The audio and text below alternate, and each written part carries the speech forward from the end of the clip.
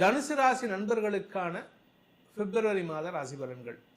தனுசு ராசியை பொறுத்த வரைக்கும் ராசிநாதன் 7ஆம் இடத்துல போய் உட்கார்ந்துருக்கார். 7ஆம் இடத்துல வக்கரமா இருக்கார்.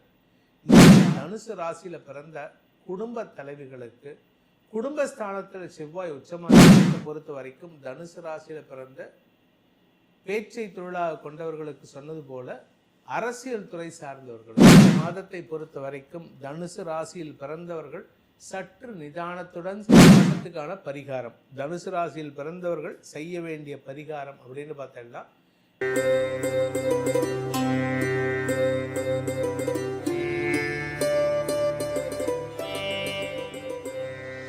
ஓம் ஸ்ரீ குருப்யோ நமஹ. ஹரிஹி ஓம். ஜெய் புவனேஸ்வரி. அனைத்து ஜோதிடரிகம் நேயர்களுக்கும் உங்கள் வேத ஜோதிடர் பிரகாஷ் நரசிம்மனின் அன்பான வணக்கங்கள். பிப்ரவரி மாத ராசி பலன்கள். இந்த மாசாந்திர ராசி பலன்கள் அனைத்தும் பொது பலன்கள் மட்டுமே. திருக்கணித பஞ்சாங்க முறைப்படி கணிக்கப்படுகின்ற இந்த பலன்கள் உங்களுக்கு சாதகமாகவோ பாதகமாகவோ நடந்திட உங்களுடைய ஜனனகால ஜாதகம் மற்றும் தசாபக்திகள் துணை நிற்க வேண்டும். இந்த பிப்ரவரி மாதத்தினுடைய 1ஆம் தேதி அன்னைக்கு இருக்கக்கூடிய கிரக நிலவரம் என்ன, அதுக்கப்புறமா வரக்கூடிய கிரக பயிற்சிகள் என்ன அப்படிங்கிறத பார்க்க போகிறோம். பிப்ரவரி 1ஆம் தேதி அன்னைக்கு குரு மிதுன ராசியில் வக்கரகதியில் சஞ்சாரம் பண்ணுறாரு. கடக ராசியில் சந்திரன் தன் பயணத்தை துவக்கிறார். அதாவது சந்திரன் தினக்கிரகம். அது இந்த தடவை அவர் கடகராசியிலேருந்து தன்னுடைய சொந்த வீட்டில் ஆட்சி பலத்தோடு தன் பயணத்தை துவக்கிறாரு. சிம்ம ராசியில் கேது பகவான் சஞ்சாரம் பண்ணுறாரு. மகர ராசியில் 4 கிரக சேர்க்கை. மகர ராசியில் சூரியன், புதன், சுக்கிரன், செவ்வாய் ஆகிய கிரகங்களின் சேர்க்கை இருக்குது. கும்பராசியில் ராகு, மீன ராசியில் சனி பகவான் சஞ்சாரம் பண்ணுறாரு. இதுதான் இந்த மாதத்தில் இருக்கக்கூடிய ஆரம்பத்தில் இருக்கக்கூடிய கிரக நிலவரம். இந்த மாதத்தில் ஏற்படுகின்ற கிரக பயிற்சிகள் அப்படின்னு பார்த்தீங்கன்னா, பிப்ரவரி 3ஆம் தேதி அன்னைக்கு புதன் கும்பராசிக்கு பயிற்சி ஆகிறார். அதாவது மகர ராசியிலிருந்து கும்பராசிக்கு பயிற்சியாகி குருவின் 9ஆம் பார்வையில் வராரு.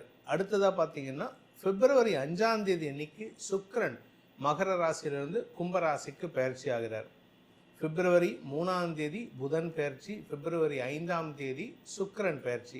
பிப்ரவரி 12ஆம் தேதி அன்னைக்கு சூரியன் கும்பராசிக்குள்ள பிரவேசமாகிறார். அதே சமயம் செவ்வாய் தன்னுடைய உச்சஸ்தானமான மகர ராசியிலிருந்து கும்பராசிக்கு 23ஆம் தேதி பிப்ரவரி 23ஆம் தேதி அன்னைக்கு பயிற்சி ஆகிறார். ஸோ 23ஆம் தேதியிலேருந்து அந்த கும்பராசியில் 4 கிரக சேர்க்கை ஏற்படுறது. அதாவது சூரியன், சுக்கிரன், புதன், செவ்வாய் ஆகிய கிரகங்களின் சேர்க்கை குரு பார்வையில் வர்றதுனால இது பெரிய மாற்றங்களையும் வளர்ச்சியும் தரக்கூடிய வகையில் இருக்கும். இதுதான் இந்த மாதத்தில் ஏற்படக்கூடிய கிரக பயிற்சிகள். இந்த மாதத்தில் வரக்கூடிய முக்கியமான நாட்கள் அப்படின்னு பார்த்தீங்கன்னா, தைப்பூசம் பிப்ரவரி 1ஆம் தேதி அன்னைக்கு. தைப்பூசம் அன்னைக்கு பௌர்ணமியும் கூட. அடுத்தது பிப்ரவரி 15 மகா சிவராத்திரி. அதாவது வருஷத்தில் வரக்கூடிய மகா சிவராத்திரி. சிவனுக்கு முக்கிய பூஜைகள் செய்ய வேண்டிய நாள். அன்னைக்கு ராத்திரி முழுக்க விழித்திருந்து குறிப்பாக அந்த நைட்டு நடு ஜாம பூஜையை தரிசனிக்கணும். அந்த சமயத்தில் தான் சிவன் திருவண்ணாமலையில் நெருப்பு வடிவமாக காட்சி கொடுத்த நாள் இது. அதுக்கு அடுத்த நாள், அதாவது மாசி மாதம் மாசி அமாவாசை பிப்ரவரி 17ஆம் தேதி அன்னைக்கு. இந்த மாதத்தில் வரக்கூடிய முக்கியமான தினங்கள். இந்த மாதம் உங்களுக்கு எப்படிப்பட்ட ராசி பலன்கள் அமையப் போகிறது அப்படின்னு ஒவ்வொரு ராசிக்கும் தனித்தனியாக பார்ப்போம். வாருங்கள். தனுசு ராசி நண்பர்களுக்கான பிப்ரவரி மாத ராசி பலன்கள். தனுசு ராசியை பொறுத்த வரைக்கும் ராசிநாதன் 7ஆம் இடத்துல போய் உட்கார்ந்துருக்கார். 7ஆம் இடத்துல வக்கரமாக இருக்கார். நீங்கள் அடுத்தவங்க கிட்ட பார்ட்னர்ஷிப்ஸ் போகணும்னு ஆசைப்படுறீங்க. ஆனால் அவங்களுக்கு எதிராக செயல்படுகிறீர்கள். அவங்களுக்கு குதர்க்கமாக செயல்படுறீங்க. அதனால் என்ன ஆகுதுன்னா, உங்கள் பேரில் ஒரு நம்பகத்தன்மை குறைவதற்கான சூழ்நிலை இருக்குது. இல்லை, 10ஆவதுக்கு குதர்க்க பேச்சு வேறு. தப்பாக பேச வேண்டியது. ராசிநாதன் வக்ரம், விரையாதிபதி உச்சமாக இருக்கார். பேசுகிற வார்த்தைகள் எல்லாம் சங்கடத்தை ஏற்படுத்தும், வியாபாரத்தில் தடுமாற்றத்தை ஏற்படுத்தும், உடன்பிறப்புகள் விஷயத்தில் மனஸ்தாபத்தை ஏற்படுத்துகின்றது. ஆனால் கூட ஒர்க் பண்ணுறவங்க உங்களுக்கு சப்போர்ட்டிவாக இருக்கணும். இது என்ன சார் நியாயம்? நீங்கள் தப்பாக பண்ணுவீங்க, ஆனால் சுற்றி இருக்கிறவனா உங்களுக்கு சப்போர்ட்டாக இருக்கணும்னா முடியுமா? ஆனால் நீங்கள் மாறுறதுக்கு உண்டான நேரம் விட்டது. ஏன்னா செவ்வாய், சுக்கிரன், புதன், சூரியன் 4 கிரகங்களும் 3ஆம் இடத்துல போகிறாங்க. ஒரு மனசுக்குள்ளார பயம் வரணும். ஆனால் குரு பார்வை அந்த பயத்தை போக்கும். தைரியத்தை கொடுத்து வெற்றிக்கனியை பறிப்பதற்கான வாய்ப்பை ஏற்படுத்தி கொடுக்கும். இளைய சகோதர சகோதரிகளால் ஏற்பட்ட மனக்குழப்பங்கள் நிவர்த்தியாகும். உங்கள் தம்பி தங்கைகள் உங்களுக்கு அவமானத்தையோ அசிங்கத்தையோ கொடுத்துருந்தாங்கன்னா அதெல்லாம் நிவர்த்தி ஆகும். யார் உங்களுக்கு பிரச்சனை கொடுத்தாங்களோ அவங்களே உங்களை பற்றி பெருமையாக பேசுவாங்க. அந்த அளவுக்கு ஒரு பெருமை இருக்கக்கூடிய மாற்றங்கள் இருக்கும். வாழ்க்கை துணையின் பெற்றோர், குறிப்பாக தந்தை, உங்கள் மாமனார் மூலமாக உங்களுக்கு நல்ல மாற்றங்கள் ஏற்படுறதுக்கான வாய்ப்பு இருக்குது. உங்கள் கணவர் ஒழுங்காக இல்லை, குடிகாரராக இருக்கார், இல்லை பொறுப்பற்றவராக இருக்காருன்னா உங்கள் மாமனார் உங்கள் பேரில் சொத்து எழுதி வைப்பார். அவர் மூலமாக வர வேண்டிய சொத்து பாக்கிகள் உங்களுக்கு வந்து சேரும்.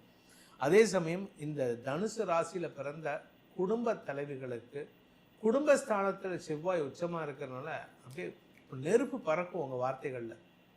23ஆம் தேதி வரைக்கும் நீங்கள் பேசுகிற ஒவ்வொரு வார்த்தையும் நெருப்பாக கக்குவீங்க. உங்கள் வீட்டில் இருக்கிறவங்களாம் அலறுவாங்க, ஐயோ இந்த ஆள்கிட்ட போய் இந்த அம்மாட்ட போய் மாட்டின்ட்டோமே அப்படின்ட்டு. ஆனால் அதுக்கப்புறம் உங்களுக்கு அதுவே வெற்றியை தரும்.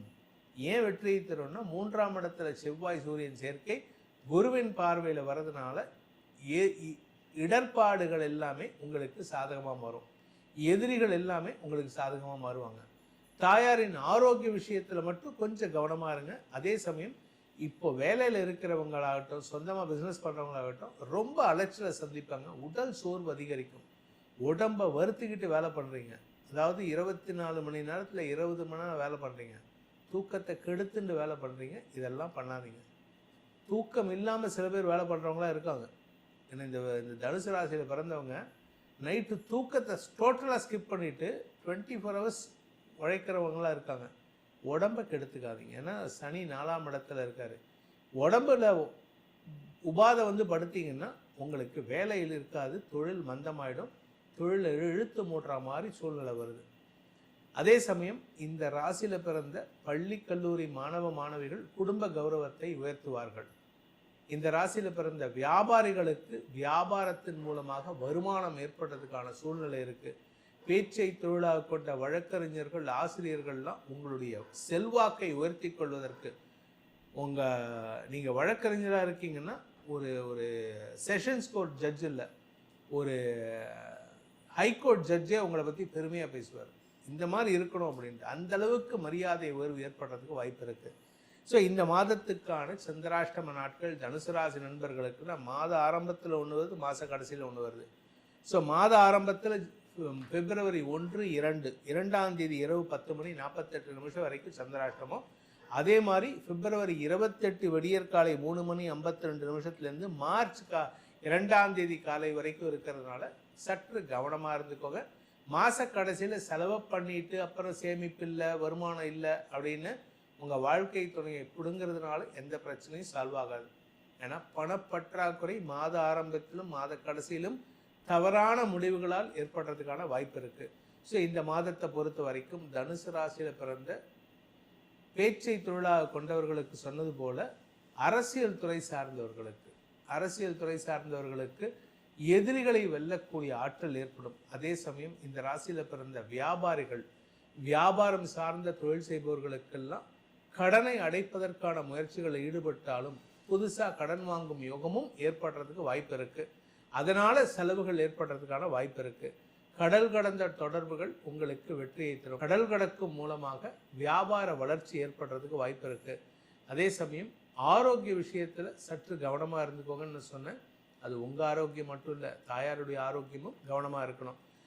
கடன் சம்பந்தமாக எதிரிகள் விஷயத்தில் நீங்கள் கொஞ்சம் விட்டு கொடுத்து போகிறது நல்லது. ஏன்னா பணத்தை கொடுத்து செட்டில் பண்ணணும், சண்டை போட்டு செட்டில் பண்ணக்கூடாது. ஸோ இந்த மாதத்தை பொறுத்த வரைக்கும் தனுசு ராசியில் பிறந்தவர்கள் சற்று நிதானத்துடன் செயல்பட்டால் உங்களுக்கு நல்ல ஆலோசனைகளை கொடுக்கக்கூடிய நண்பர்கள் உதவிகரமாக செயல்படுவார்கள். குறிப்பாக உங்கள் அம்மா பேச்சை கேட்டு நடங்க. உங்கள் அம்மா தான் உங்களுக்கு எப்போவுமே அட்வைஸ் பண்ணுவாங்க.